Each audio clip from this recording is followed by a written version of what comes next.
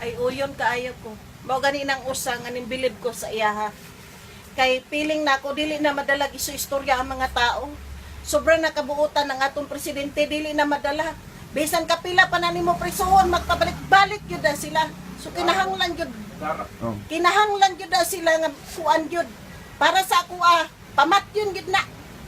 Mao nang ako nimbilib ko kay Duterte. Kay ngano, bisan pa man og sala mo patay og tao pero para nako mas sala kung kada sila makadamay og tao nga mga inosente.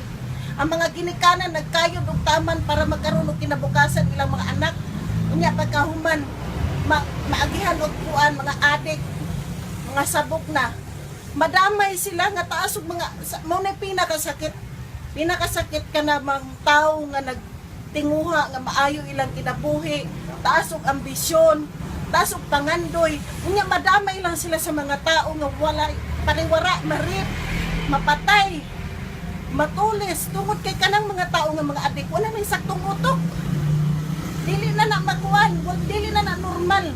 Bisan kanik tiguang mo agi diha matripan na nila tan-aw nila batan-on maripan pa mangani na. Ako uyon gyud ko anak kay kana lang ang tamang pamaagi nga bahipos gyud kinahanglan og disiplina. Mo na ingon ako disiplina gyud.